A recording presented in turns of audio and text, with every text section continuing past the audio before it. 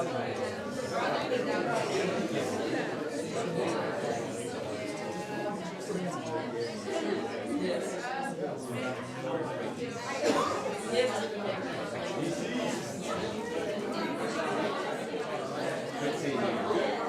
put you in our Instagram. Did you see it?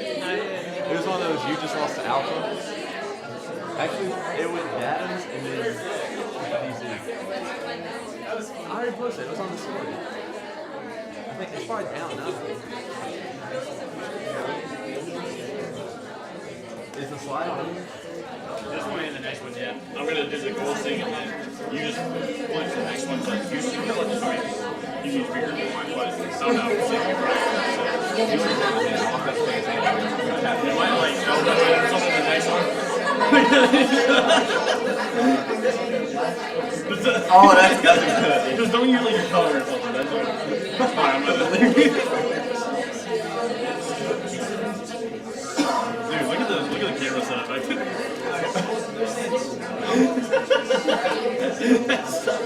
Can we get a new one? That's so funny. No, it's so. Hey guys, good evening. We're gonna go ahead and get started tonight. I'm glad that y'all are all here, that you made it back from break. I asked a couple of you already, like, how was your break? How was it being back home for your freshmen? Being back home for the first time post-college, it's weird. I'm glad that you survived though, and that you're here tonight. We have a couple of things to talk about before we get started. I will only mention some of them though, and then we'll get Jake to mention what's going to be on the slides here. First of all, Brian Jerkovsky is going to be teaching our classes on Wednesday nights or bringing someone in to teach.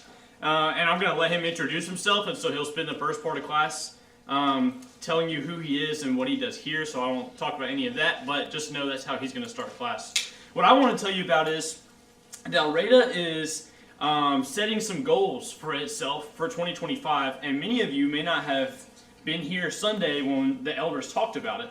And so I wanted to give you a quick rundown of what's happening and what that means for us as a college group. So the goals for Dalraida is for 2025, they want to have, as a church, we want to have 25 Bible studies in the first half of the year and 25 Bible studies in the second half of the year. So technically that's 50 in all. The rest of them, they make more sense with the whole 25 thing. But after that, we want to have 25 people in our homes. We want to memorize 25 Bible verses. And we want to, I always forget one. Letters to missionaries. Do what? Did you say Letters to missionaries. And we want to send out 25 letters to missionaries. What y'all can take, well, you can take part in as much of that as you want. But me and Jake were talking about how can we make these goals, because look, y'all are going to be hearing about this all year. And so I don't want you to think that it's just not applicable to you because you don't know as much about it or you're college age, because you're here. And so if you're here, you can do it with us. And so what I think would be great for y'all to do, and for all of us to be doing together, we can still be doing any of that, but I think if we can be memorizing some memory verses, every Sunday night you're going to learn or see that we're learning verses together, and Billy's he got up, if you were here Sunday, Billy got up and we went through a text, and he's got all these little hand things for us to remember it and whatever, and anyways, we're going to learn those verses together. But I think if we could be learning, a verse or two a month on our own before the semester goes out and the summer starts, then we could be memorizing 12 to 15 verses by the end of the year. And so one of the goals is going to be if we could memorize 12 verses before the summer starts, then you kind of be on track to fulfill your goal. But for us, since you're not going to be here during the summer, let's make that a goal. So that's going to be a goal. One goal is going to be for the Bible studies. We want you just to take part in our goal at Dalraida of having 25 Bible studies.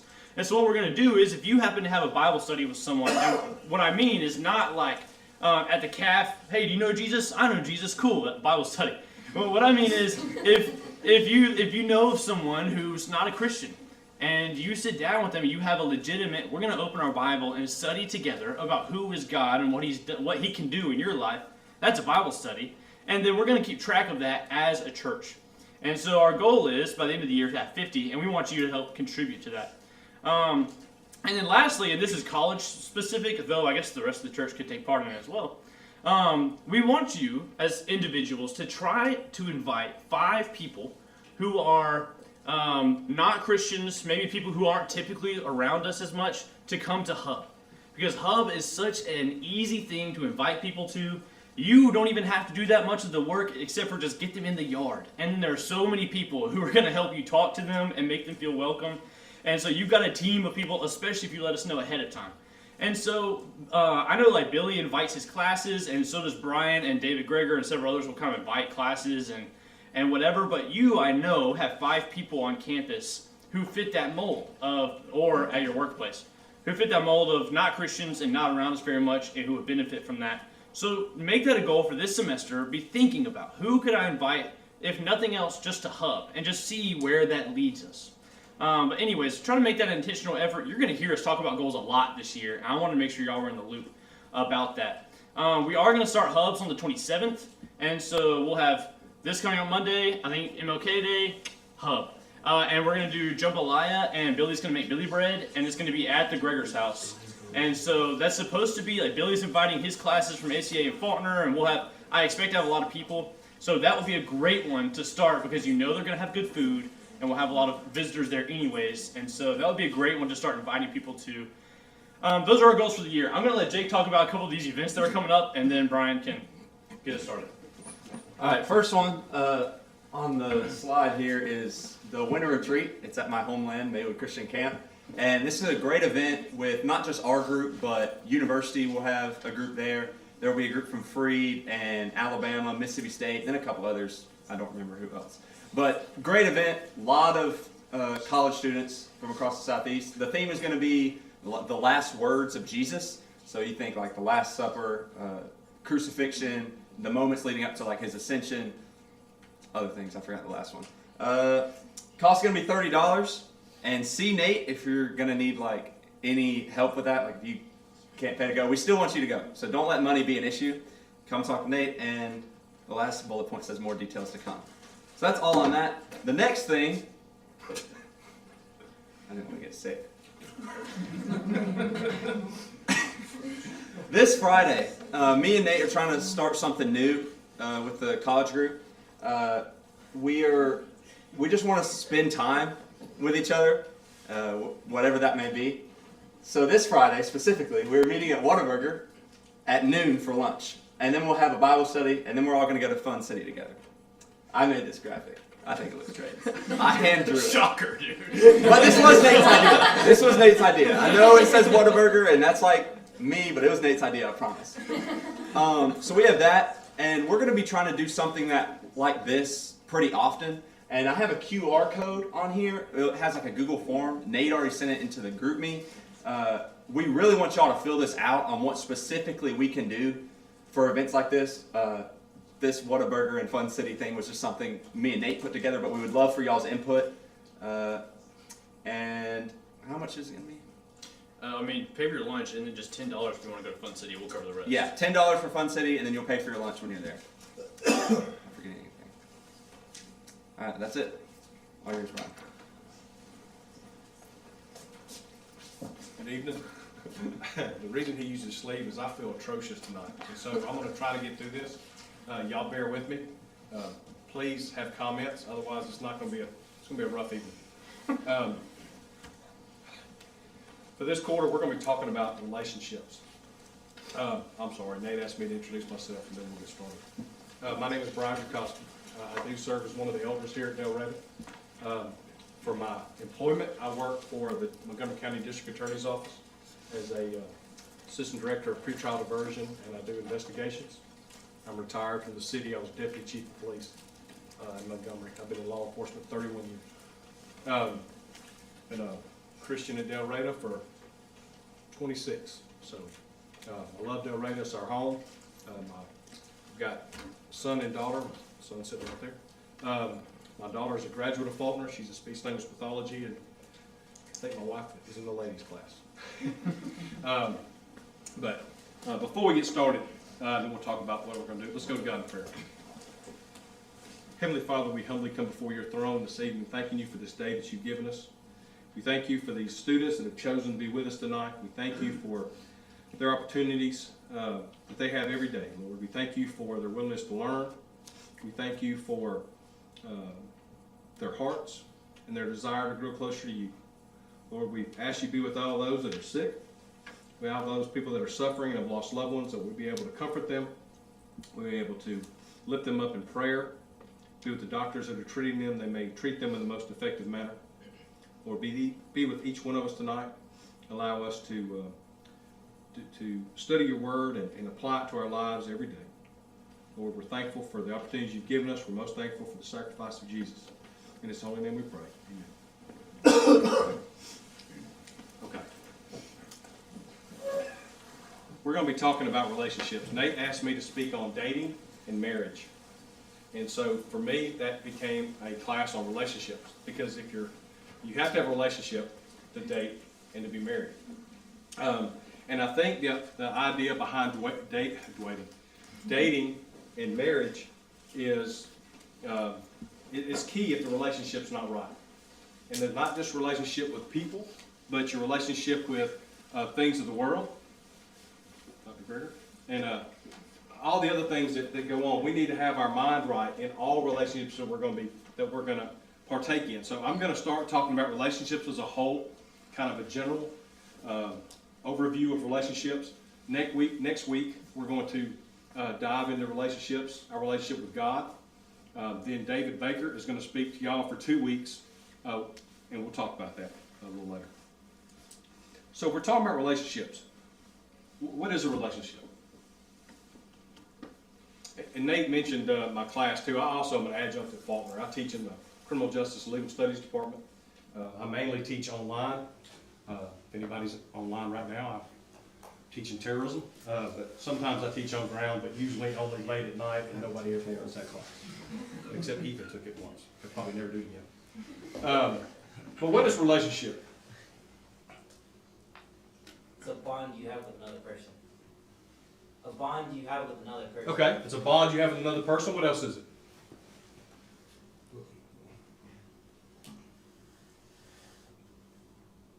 Something's going on. Hold on a second. I knew something didn't work right. See, my computer don't feel good either.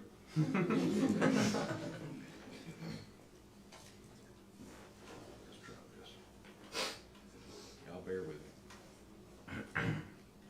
It's Nate. It's because I'm around you. That's what it is. Oh, yeah, the tech thing. Well, hey, if I give an answer, can you think and... Yeah, Okay. I probably can't, but I'll pretend like I do. All right. All right, well, a relationship, it obviously can be with another person, but it could also just be, and I don't want to use the word relate in this if I can help it, but it can just be how you relate to anything in your life. You're going to have a relationship with it, like how it affects you and how you perceive and use it. That's a relationship. Okay. So it could be a relationship with an item just as much as it with a person. Okay. We all have relationships every day, right? You have people you interact with. You have family. You have social settings. You have work settings. So we all have different levels of relationships. A relationship is defined as a specific instance or type of kinship. The way in which two or more concepts, objects, or people are connected, a state of being connected. The way in which two or more people or groups regard and behave toward each other. The state of being connected by blood or marriage. But what I want you to think about is, what does that mean to you, the idea of being in a relationship? When you think of a relationship, what comes to mind? It's mutual and it's a common goal. Okay. Is it always mutual? Probably not. I mean, I've been teaching college for about 7 years, and that's not been usually a mutual relationship I have with students. Sometimes I work hard and they don't. Sometimes they work hard and I do. I think Now, nobody in here falls in that, right? that good relationships are ones that both people are like, they want to be involved and they share Okay. something in common. Okay. Like an interest or something. One thing to think about is just like, who in here, anybody here a sociology major, psychology major? What is socialization? Damn. Wow. We don't use terminology like that. They have to dumb it down for us. Oh, I think they do. Well, socialization is what has affected you to make you who you are, okay? That's why we don't like the term norms. You know, that's normal. Well, what's normal? It's based on your socialization. What has affected you that's made you the person that you are? And so with relationships, we have to keep that in mind that we all have had different influences in our lives, right? If I've had a career in law enforcement, and so I have a positive view of law enforcement, right? That's what I've been doing my entire adult life. But there's people that I've got to be aware of that don't have that view of law enforcement. Their experience has been greatly the opposite. And so if I don't understand that going in to interact with them, how do you think that's going to be? Will there ever be a relationship there? And so you've got to be mindful of the norms of somebody else. And you don't know that till you get to know them. We're going to talk more about that. But I mentioned some. What are some relationships we have in our life? You have in your life. And we've already said some of them. Friendships. Say it again. Friendships. Friendships, okay. I had to see where it's from. Friendships, what else? Your parents. Parents, family. What's another relationship you have? Your phone, yes, that's right. All that devil-based social media. My son's like, yeah, here we go again. I'm not a social media fan. As a law enforcement officer and investigator, I love it because you don't know how many times we find stuff through social media that people have no idea how freely they post. But that's a whole nother class. What else? Coworkers. Co-workers. All right. What else? Your significant other. Your significant other. Okay.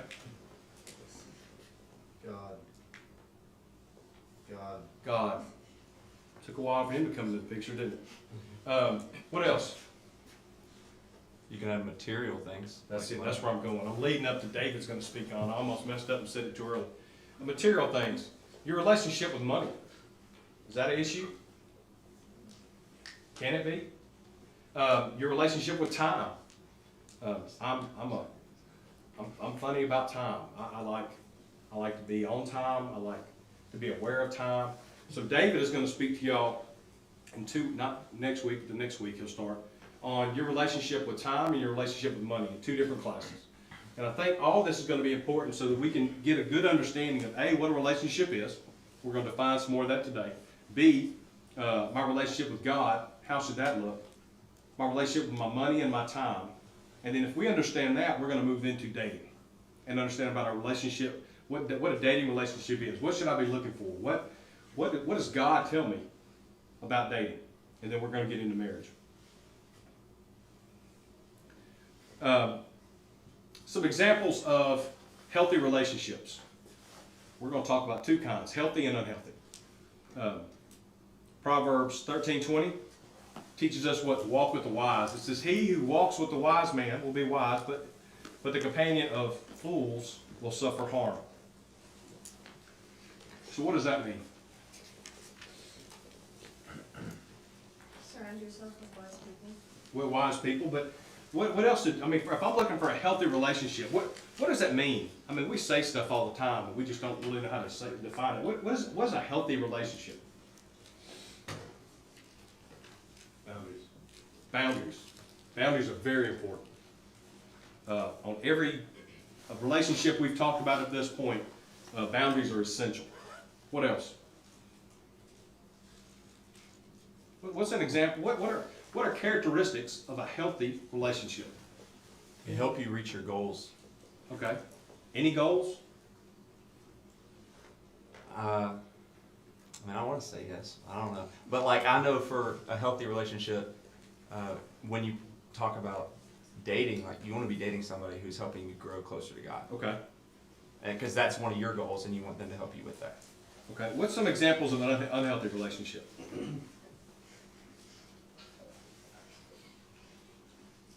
Pulls you away from what's important. Okay. You lose your focus. What else? Transactional. All right, go. You're doing it to get something out of it. Okay. Doing it with ulterior motives. 1 Corinthians 15:33. Somebody read that for me.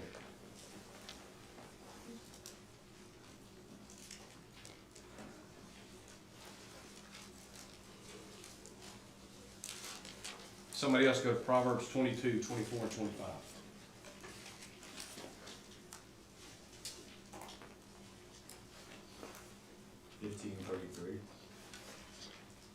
Do not be deceived, bad company ruins good morals.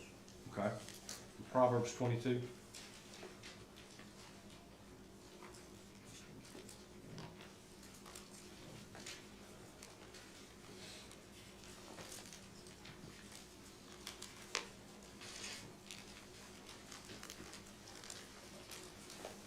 While you're turning, I'm gonna read out a couple more somebody else can turn to. 1 Corinthians 5:11. Romans 16:17. What verse in Proverbs 22? 22, 24, and 25. Do not associate with a man given to anger, or go with a hot-tempered man, or you will learn his ways and find a snare for yourself. 1 Corinthians 5:11.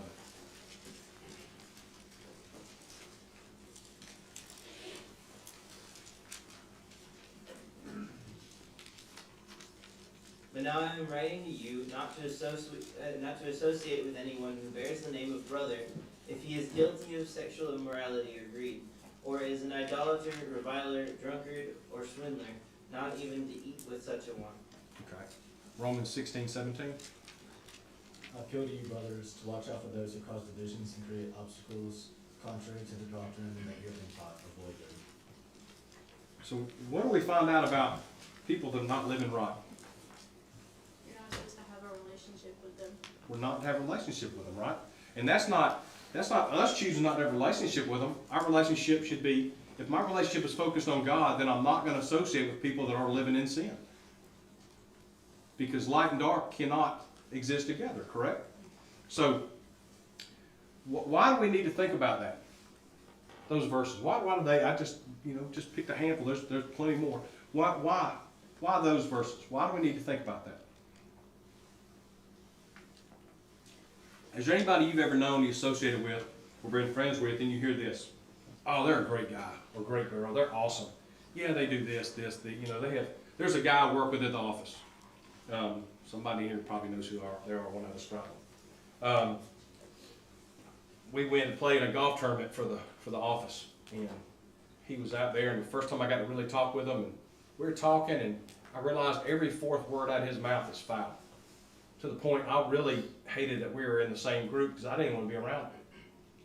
Why do I want to be so cautious about being around that kind of person? Well, there's two reasons. What's one reason? Damages your Christian reputation. Okay. I don't want people to see that or hear that and turn around and see me. Because they're going to say, oh, Brian, I thought he acts like he's got God on his mind. He's not God on his mind. I heard what y'all were saying when y'all were playing golf. It wasn't y'all, but I don't want to be associated with that. But what else? It can affect your behavior. It can affect. Right? What did we just read?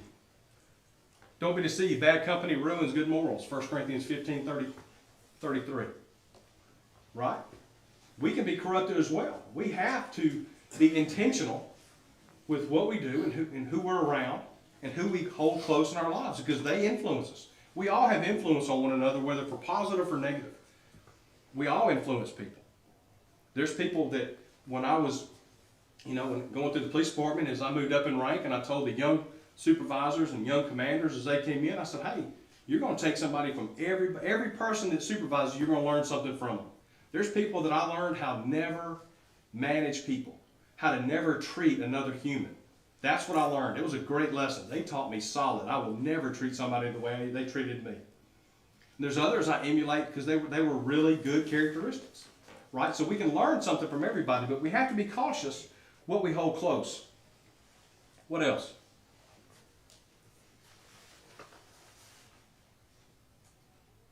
Well, we said the 2 points. We said the character we're associated with.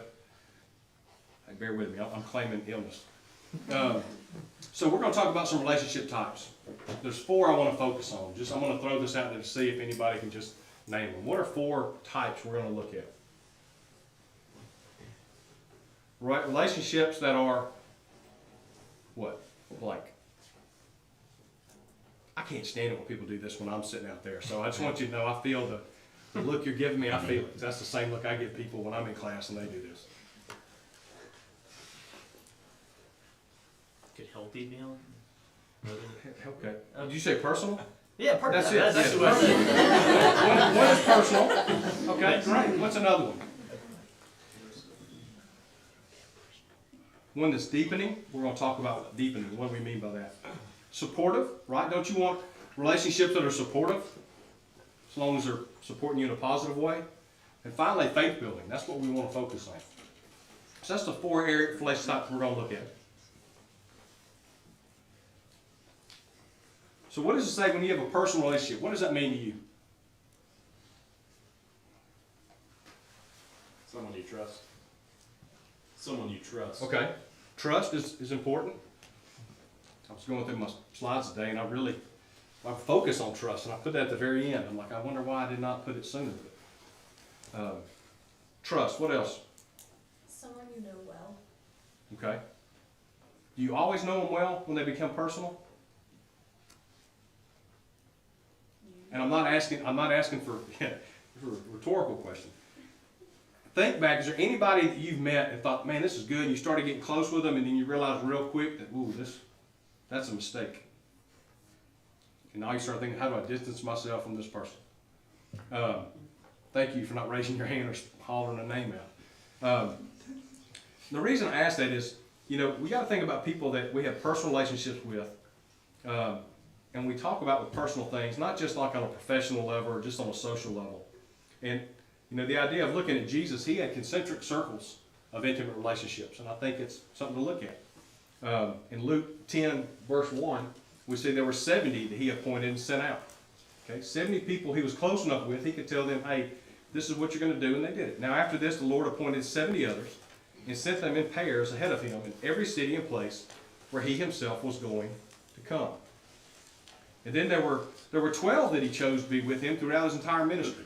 Right? In Mark 3 and 14, it says he appointed 12 so they would be with him and he could send them out to preach. So he's got concentric circles of people. And then there was Peter, James, and John. He took with him to the Mount of Transfiguration. In Mark 5, 21 through 43, he took them into the house when he raised the little girl. And in the seclusion in Garden of Gethsemane, he was personally closer to them than some others. And finally, there was John, who he called on at least 4 times the disciple who Jesus loved. The point is that Jesus had clusters of close relationships at varying depths. But they weren't cliquish. And we should all be cautious not to let our relationships make us introverted to the point where we're not opening up to other people or we become cliquish. Jesus was able to associate with all these different groups, but it was never cliquish. And I know that I'm a creature of habit, and I am not the social butterfly. I don't like talking in front of people. I don't like being in crowds of people. That's something that I have to work on. I care about people. I pray about people, but that is not.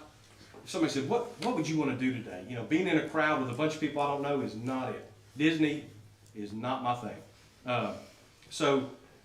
But we got to have relationships, and the only way you get to know people is to get outside your norm, right? And get to know people. I get outside my norm and get to know people because Christ set the example, and I'm going to follow. Well,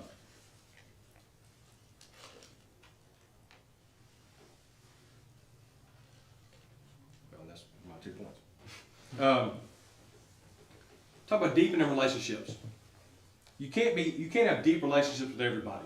Well, what is the common rule? If you have how many friends, consider yourself lucky in life. If there's so many, does anybody know? Robert or Bill, I'm really looking for you two. I'll say 2. I have no idea. Okay. Well, I appreciate the confidence in which you said 2. 2 is it. My go-to number is always 7. 7 is it. But I think it is like 4 or 5. If you have 4 or 5 truly close, intimate friends, and consider yourself lucky. I have many associations, but there are a handful of men here at Del Reyta that I have a relationship with that I know that no matter what time of day, no matter what the instance, I know I could call on those men. and they're here for me, and I'm the same for them. But we've got to have deeper relationships. Galatians 6:2 says we're to bear one another's burdens and so fulfill the law of Christ. How do we carry somebody else's burden if I'm never getting on a level more than surface with a relationship? It's something we don't think about. I didn't think about when I was in Quantico. I was at the FBI National Academy, and it's an international school of leadership for law enforcement. I think there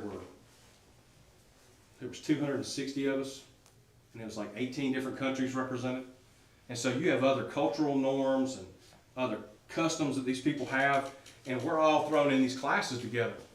And there was Robert, a friend I made, he works with the Swiss National Police, and Robert and I were talking, and one day I passed Robert in the hall. And I said, "Hey Robert, how are you?" And he stopped, and he looked at me, and he said, "You don't mean it." I didn't know what to do. That was not the reaction I was expecting, and I don't want to start an international incident. And I thought Swiss were like even kill people. But in all seriousness, so I stopped, I said, "Well, what do you mean?" He said, "All you Americans, you always say, 'How are you?' but you never stop to listen." Ooh. I still think of that. When somebody says, "How are you?" and and I told him I said, "Well, that's really just a phrase we use more to say hi." He said, "Well, it didn't say hi." But don't ask someone how they're doing and keep walking. And think how many people you pass on a daily basis. You say, "Hey, how are you?" but you don't check up. So we need to get past that with our relationships. We need to get past that level of, "Hey, how you doing?" passing in the hall to where we stop. The phrase, "Be where your feet are." Have you heard that? I know people in my household have, as I say it. But be where your feet are.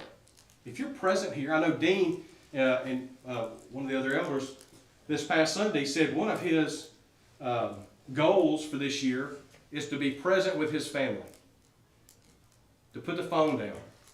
And when his family's there and they're talking, to put the phone down, cut it off, and be present in the conversations. To be present when his children are there, when his grandchildren are there. To be present when he's having conversations with people. Who was it earlier that said phone? Okay.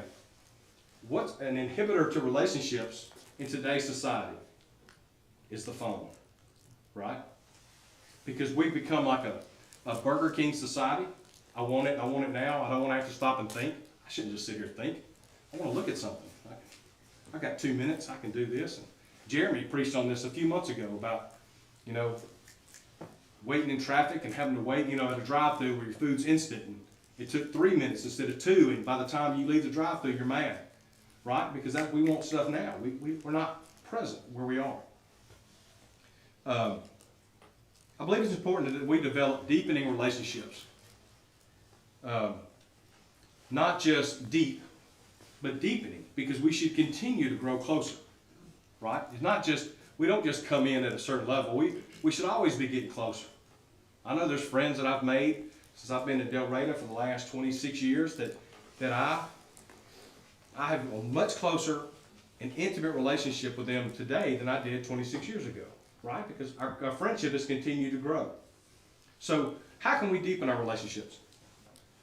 Having conversations that need to be had instead of the ones that you want to have. Okay. Tell me about that. I think that a lot of times we consider people friends that like all of the same things that we like, or kind of like your yes people. Like, you never do wrong because they're always going to say, "Yeah, I do it," like, you're right. But I think some of my closest friends I've gotten, because when I'm in the wrong, they'll tell me, like, "Hey, you're actually in the wrong," or, "Hey, Ken, you could be doing better," or, "Hey, Ken, I've noticed this. I think that it may be better for you if you do this instead." Okay. So challenging me and telling me what I need to hear, instead of like, "Oh, you're good, you're doing everything good, you're doing nothing wrong, you're perfect." Okay. How else can we deepen?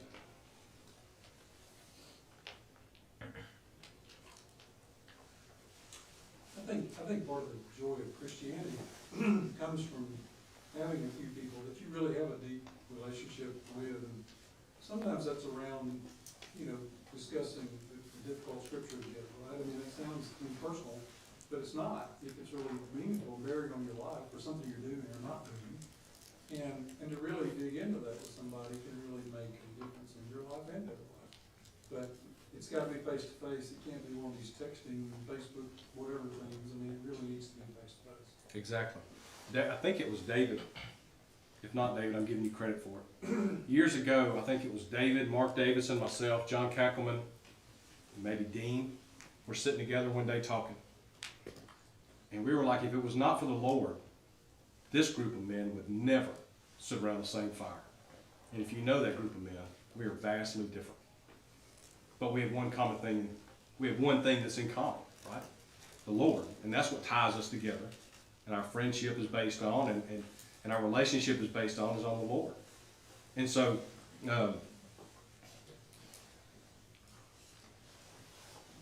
we need to,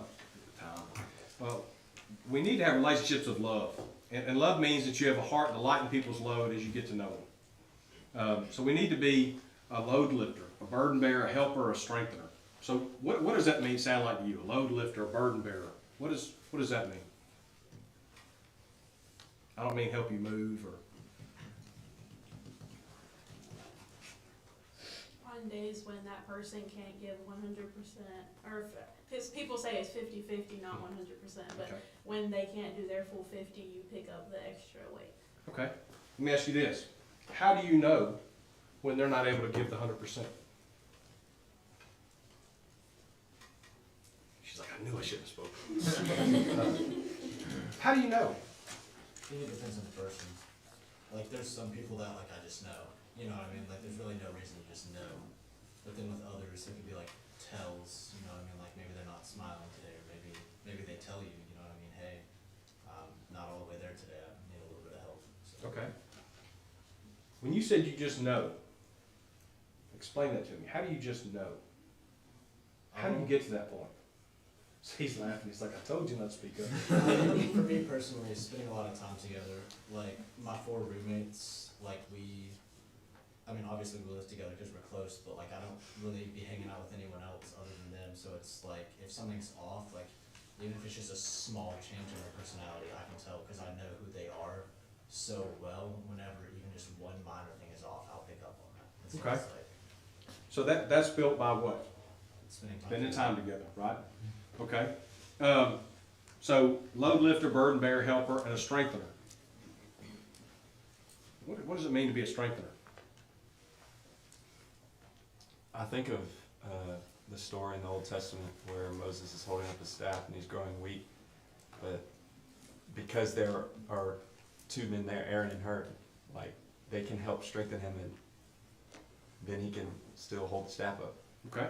And Moses is at a point where he is physically weak, and they are providing him strength by holding up his staff, and I think that's a good example of what we should be doing with each other's burdens. I guess those burden bearer. Of course, all of these kind of They all relate. tie together. Yeah. Yes, sir. But that's something we should be doing with our friends, and all this stuff comes from deepening our relationships with each other. And he was saying like, oh, you just know. That comes after a certain point because you've gotten to a deep relationship with them to where you just know when they're weak. You know, and that's the few in here that are married. I can see my wife across a room of crowded people, and I can tell you, well, not always what she's thinking, but I can tell by the look on her face how she's feeling, or how the day's going, or if somebody says something, how it affects her. I don't have to hear her. I don't have to see it. I mean, hear the conversation. I can see her. I know her. All right? Because we spend time together. You know, we have our life together. We need all these things ourselves. We need our load lifted, our burden to be bared. We need to be helped, and we need to be strengthened. But when we get in a relationship, we need to make sure that we don't go into that relationship to use the other person to meet our needs, right? Because then the whole relationship will collapse. Because then I'm not coming in to find a partner, an equal person in a relationship. I want them to do all the work. I'm looking at somebody from how can this friendship or how can this relationship benefit me? You know, and you look at Romans 12:10, the English Standard Version says, love one another with brotherly affection outdo one another in showing honor. If you have a relationship and it's built on, I'm gonna work on outdoing the other person by showing honor. Do you think that relationship will grow to be stronger? Do you think the relationship would get better with that as your goal? Or do you think that would go the other direction? Right? If everything I think about how can I try to outdo my wife by showing her honor. I can outdo her by showing her honor, not as a competition. So how do I do that? I mean, one thing I do with my wife every day is I get her coffee every morning. I get up because I get up way before her. Way before her. And so usually I can tell about the time she's getting up, so I'll make her coffee and I'll bring it in and put it by the bed. So when she wakes up, her coffee's there. Leave a little thermos top so it stays warm, because it's usually later after I leave she gets up. But I do that for many reasons. There was a lesson we had here years ago on marriage, and he used to teach at Faulkner, and I've totally forgot his name. He's passed away now. But he talked about that, and he said, you know, you get in habits like that, and now it's no longer a habit, it's a choice. I choose to get up and do that. And so even when I travel, and back when I was at the police department, I was traveling all over doing different things. When I wasn't home or gone on investigations or doing something, I'd wake up wherever I was, and what is the first thing I think about? Getting my wife's coffee. She's on my mind. And so we used to joke when I traveled, I'd send her a coffee emoji, because I still brought your coffee, even though you don't drink it. But we try to outdo one another. Got a few minutes left. Hebrews 3:12 and 13. Somebody read that for me.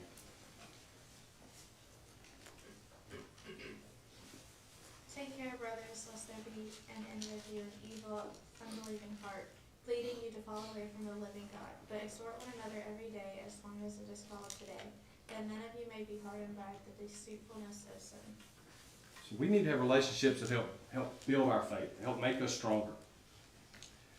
You know, how many here are familiar with AI? Like that Whataburger logo. I'm not saying it's AI generated. Well, I hand drawn that. I'm just saying. I personally smelled AI involved with that. But anyway, I'm not calling you out. I'm just saying. So I threw this in AI today, and that I am an AI infant. I mean, I don't know anything about it. And it said a faith-building relationship could be a close friendship or partnership, where individuals actively support each other's spiritual growth by sharing prayer practices, studying scripture together, offering encouragement during challenging times, use their faith to navigate life's decisions, essentially strengthening their connection to God through their mutual support and shared values. Sounds pretty impressive, doesn't it? And I thought, you know, this, as funny as that is, those are great points. There's many more. We're not going to spend time on that one. So before class ends, what are some key components of building a strong relationship?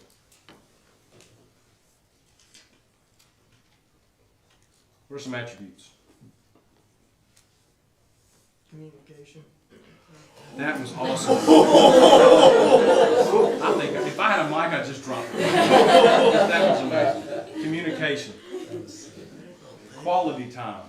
It's a time of devotion and respect. We're going to talk about quality time. Selflessness. And trust. And those are the 4 areas we're going to talk about next Wednesday night.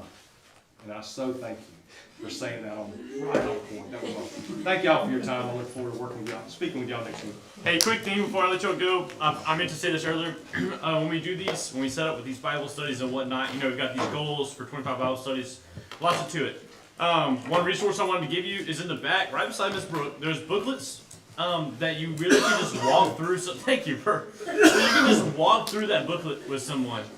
If you're not comfortable getting Bible studies, you can use those, and you can also just talk to me or Jake and just ask for help, and we would happily help you. So, or any of the other men in this room and Miss Brooke that have done that often. So, just want to let you know about that. All right, we're good. Google form.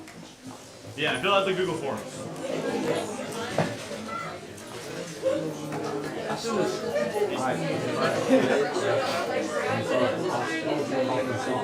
Dude, that was awesome. Come to one of the fellowships. I went here. This song, we should have started off. Come to one of the fellowships. This Friday. Huh?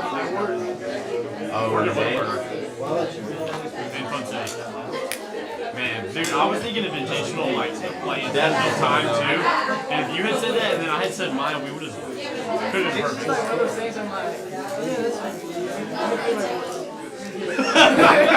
It was perfect. It was amazing. I would shake your hand and tell you you did a good job. I'm gonna stand all the way over here and tell you you did a good job. Yeah, I appreciate you. As I'm talking, my eyes are getting hotter. I saw you at the beginning of class, you were like, my name's Brian. Yeah. It's like, he's gonna heat up here I'm eventually. thinking about now going home. Crawl up in the bed. You knew that.